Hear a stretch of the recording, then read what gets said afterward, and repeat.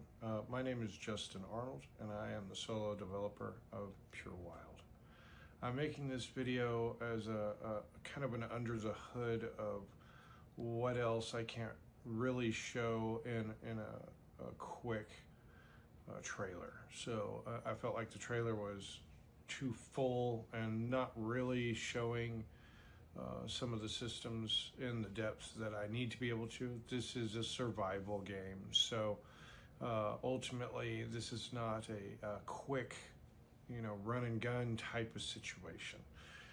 These systems are complicated, and mostly all of them take some time, and I felt it best to kind of make a more advanced, quicker kind of go through of really what is there, not going full deep dive, but a quicker version of what all kind of systems are happening and what the end all goal is here. I've got about a decade in Unreal with about 20,000 hours. I absolutely love Unreal Engine. I started in gaming, game developing, because of my quickness with programs, and Unreal has become more of almost like a family member to me. I enjoy it so much, and let's get started. So the goal here is to show a quick kind of overview of some of the core systems. And we're going to just jump right into it. If you can see up in the top left corner, this is the temperature system. So this is the temperature system for us, the character, the human character. And if you'll notice, the temperature is going down. And that's because it's tied to Ultra Dynamic Sky and Ultra Dynamic Sky's weather system as well. And the temperature, if we press this button here, is 37 degrees. It's cold outside. And as long as we're not moving, our temperature is going to decrease. And it will move relatively quickly, but trying to keep it also at a realistic pace. As soon as we start to move, that temperature will start to climb. It's gonna take a minute to kind of reverse effect what it was doing, so we can enhance that by moving more. And if we move more, then our temperature definitely starts to increase. So it's directly tied to our temperature. There's a dog. So it also, you'll see the sweat marker there too. So once we reach up to 90 degrees, we'll start to produce sweat. Sweat, if is produced from overexertion, will start to deplete your internal temperature by 25%. So you'll start to get colder quicker if it's from overexertion. So you need to essentially manage that with your movement. It is directly tied to it. This cube here is a system that's currently being working. It's worked on. It's my fire system. This is what I was working on prior to doing the video and the trailer for the grant. Is essentially, this is a component. Well, no, it's a cube, but it has a component on it that's tied to our temperature system as well, and this is our fire system. So you can take this component and put it on anything, and that thing will be able to catch on fire. So hence a chair or a log or whatever you want to put it on. And this is going to be able to demonstrate that our animations are tied to the heat, also, as well as the cold. There are 6 different states of temperature You have burning, which essentially is supposed to be if you've been on top of a fire or something long enough, it will catch you on fire. You'll perish from this. Down to hot, to comfortable, to cold, to very cold, to hypothermic, and you will die from hypothermia as well too. These animations are all tied to or all these temperatures are tied to animations, so it's dynamic. So if we get close enough to this, which it is supposed to be like an individual thing that's on fire, our temperature goes, oh, we went down. Oh, there it goes. It's starting to go up. Let's get a little closer. Now we're going up a little bit.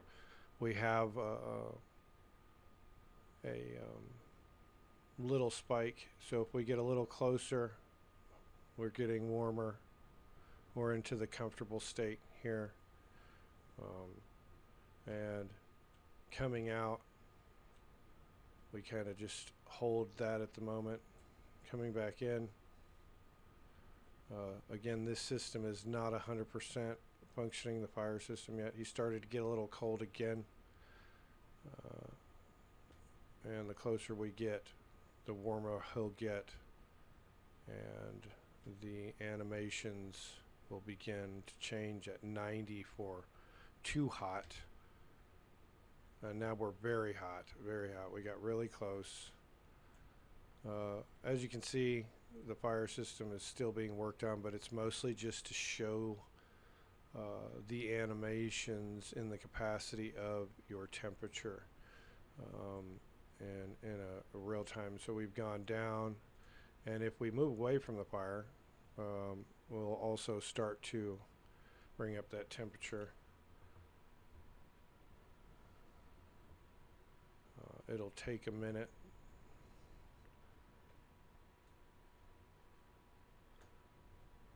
Just come over here. Like I said, I'm mostly just using this to showcase the temperature changes because it is not clearly complete, but that is the fire component that will be in here. We're gonna move on just because I am trying to keep this short. I know you guys do have plenty of things to do. The big glowing arrow is our compass, and if we pull it out, that's our compass. Once you activate it, you just automatically go into first person. A lot of these things, you see some of the clipping of the animation, a lot of these things, the animations still need to be worked on or adjusted or even replaced. But that is our fully functioning compass, and it is based off of that location. So we're very close, so turning our head a little bit adjusts it. You would never be that close to this item. Created occlusion for anything that's overhanging. So if we come up underneath something like a cliff or whatever, it will naturally do it. Start to occlude the weather and accumulate it back. It will be slow because, again, this is mostly, these settings are what it was on when I was building the system to make sure it would work, and so I would check how quickly and unquickly. So, and that is just a standard cube. There is nothing magical about this at all. It's just a basic cube, and so any kind of overhang will stop it. The theory is you live in a cabin and you have certain things at your disposal and certain things that you can do, and this is one of them. You can take this, it will climb a mountain. We may have a map, or I may have a map that that has that, but currently that's really what I've spent the time on. I've done some extras to it because you'll be able to place items on top of it, kind of load it, and possibly on the sides. You can or will be able to enter and use this as a camp, meaning it's going to have a wood burning stove and a bed in it, and heat volumes that are attached to fire that will make it warmer, so you can live and survive in it and take it, and go anywhere with it. But what it's supposed to do, it does fully function to do exactly that. Like I said, I'll try to show some of that elsewhere where you can actually see it in action of climbing a mountain, even if that's just for showing that slope and aspect. Another thing we have in here is the guns. These guns are all functioning in a standard capacity, I guess we'd say. The logic for it all is there. We can pick it up again with that pickup animation. We can hold the gun. These animations need to be adjusted and worked on.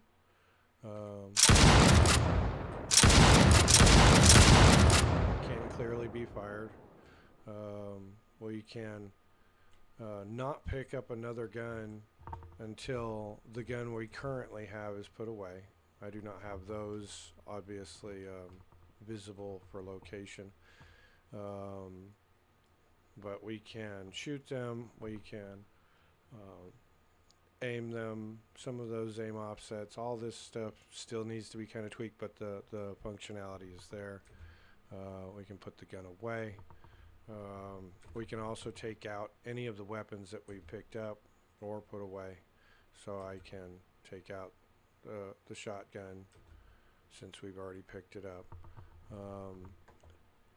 Oh, I didn't mean to do that. You can do a snow angel. It's not it's not ready. So we can go over here and pick up our final gun. This is a cross gun, so it allows you everything from a 22 to a 30-06. This is kind of your all around. The idea behind the guns is really just giving you the things to decide what your goal is. If you're just out for, self-protection, if you're out to try to, hunt some birds or small game, if you're trying to go out and hunt some big game, the idea is keeping it to what you'd really have in this kind of situation, not going out of the whole theory and giving you an entire arsenal. A couple more things may be added, but the idea here is what you'd really be like out in this environment and how you would live and what you would want to have, and I feel like that would really be what it would be about. Having the certain things for the explicit tasks of what you need them. These are my penguins, and their goals in life are to slide around. There's a little snap popping up. These guys have most of their logic's done. They have probably another pass in work on them just to smooth them out. But yeah, their lives are 100% about sliding and living their lives, and this is pretty much what they do. And it's kind of as I was talking about with the dog, it's kind of that kind of little stuff I want to do to a good amount, a few of the animals, not a whole lot, probably 5 or 6 of them, where I give them more personality in that capacity and really make them feel more alive. We're going to move on. First thing right out the gate is we're going to do this arm. So I came up with this from the idea of wanting to make a building system that was more tactile, something that felt more real. So you can walk up, pick up a log or stick. You can place it into the ground. You also have full hand-eye K, so then you can pick it right back up from that point. Once you have the arm activated, which normally it's down in a standard position, but you can rotate the item pretty much at any point to however you want it to be. You can place it into the ground and start building structures. You can take the same item and let it go, and clearly start building other structures from that capacity. This was kind of the initial aspect of getting the arm to function properly. So this is the entire system for making your bushcraft structures. So it's pretty much endless from this capacity. You can rotate it however you want it to be. You can also, of course, drop it, pick it back up, post it to the ground, leave it where it sits, and even continue on. And that was the beginning of the arm. We're going to move on. I'm going to change this lighting though, because I'm not a fan.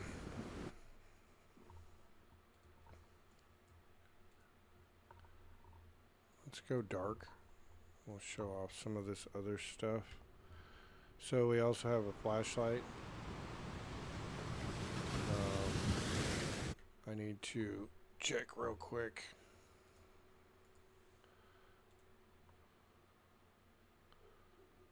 What that actually is. Number 5.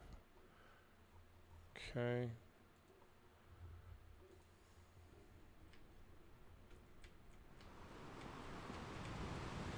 Got our flashlight. Hit number 5. It's now on. And then if we tab our arm to being on and keep it only in the lower position, so not lifting the arm up, we have wrist control.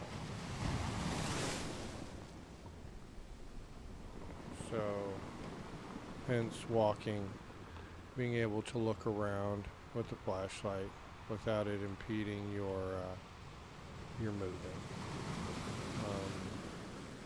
We also have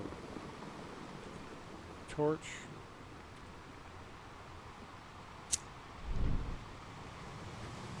That can do the exact same thing. First person kind of cuts off how good you can control it.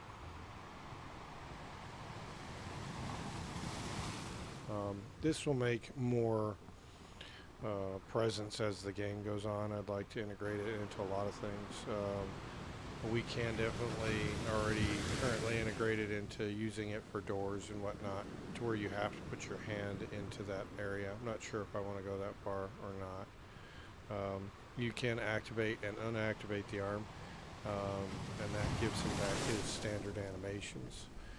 This is a part that wasn't in the video. This is a very small aspect to the climbing system, which is just tied to animation montages that are based off of volumes. I'm not sure if this will be the end all be all of our climbing. There is much more it does, but it still has to limit me to hand placing those things, so I may end up going more towards a dynamic aspect. These are just more things that can be used that you can find, and it, because of where that pivot point is located, is attached to how it is utilized. Fire isn't here, but this is just a base kind of beginning fire. Functions like a normal fire, not like how my fire system is. This is a ball for the dog, so you can I think it is, yep, so you can throw the ball, and if you don't do what I just did and throw it into the ocean, you can pick it back up, and if you hold the button, he'll hold it back All these items are what's in the actual inventory. So I have a 3D inventory. So if we pick up all this stuff,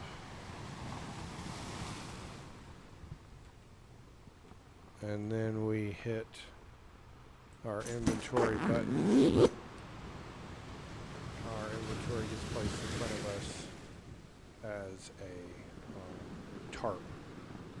Now you can utilize all the health stuff and food and drink stuff already. We are maxed out, so it's not going to let us. I don't have that decreasing extremely fast. I have it staying that way. I wasn't really paying attention to how it decreased.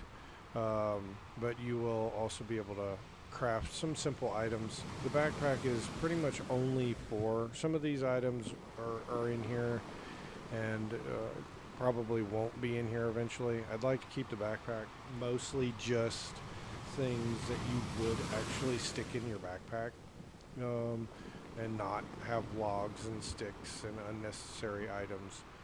The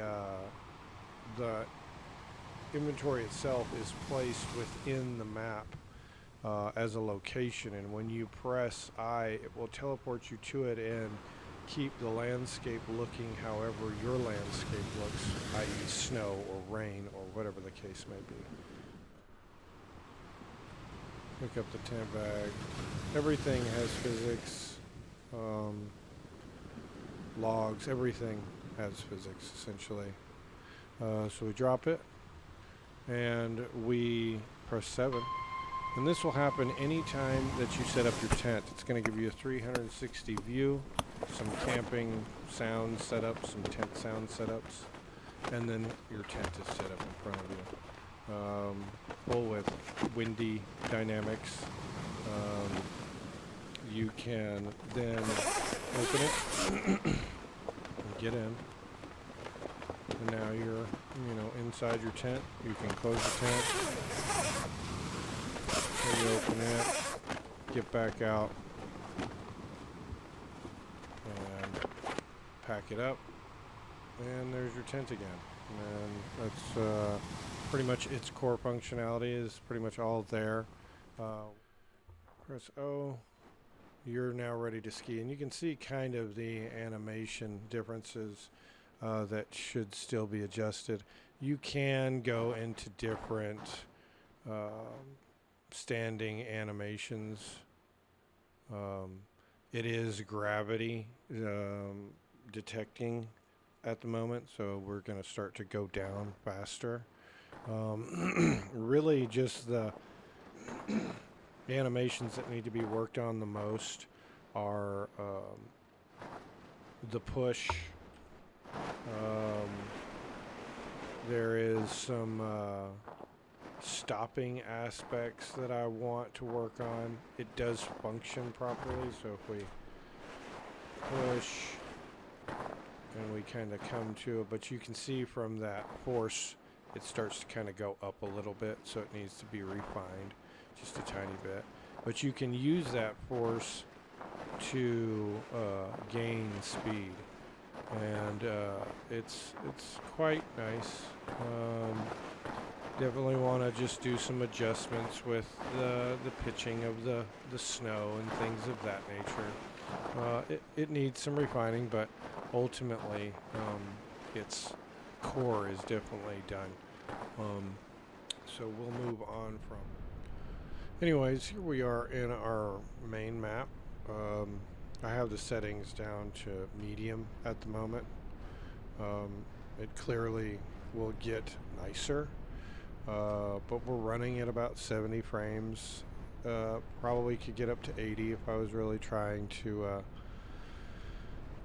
get it to run nice at this exact second. Everything is PCG. Everything is nanite. Everything is voxelized, or has voxelization turned on it. The map itself is not, as it is too big for my computer to convert to nanite, because that's terrifyingly massive. But that's a big part, is the computer constraints. But At the same time, this is medium, running at 70, which is manageable. And I'm running on outdated tech. So if we hit escape from there, and we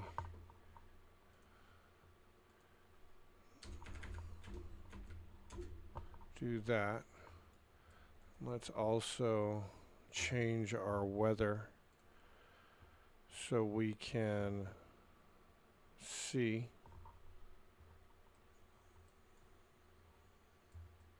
And here is the entire map.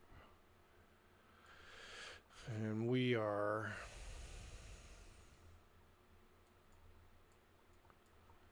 somewhere super tiny.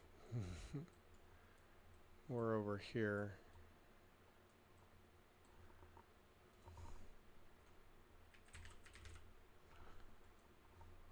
And this is all loaded in also. There it is. So if we jump to it, you can see just how massive this is. And really because of the environment and the snow and the weather, of course we have fluid flux looking beautiful. But because of our weather and the landscape and everything along with it, the rest of PCG will be a grouping of trees, you know, probably 8 or so trees, logs, some bushes. There actually already is logs out here. But ultimately this needs to get completely as fast as possible. So I'm incrementally adding things in, optimizing it as I go, for every single thing that I add. So the only things even in here are PCGs, the ocean, ultradynamic sky, the backpack, North Pole, the landscape, our RBTs, data layers, world partition. There's not much in here, and I plan to keep it that way. This is definitely currently for the individual survivor, because it does take a toll. So if we jump here, we can hook up our second player. We just press play. And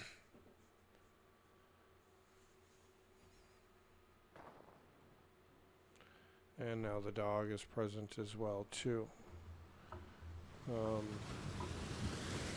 do not have the other controller hooked up at the moment, but as you can see up top, which let's get rid of that. That'll help a little bit. We're running at 40 frames. It's a little lower than I'd like, but that is the functionality of it working fully in here. And the dog is capable of being a dog, as you saw from the AI. He has other controls as you control him as an actual animal, but mostly just trying to showcase the point on its scale.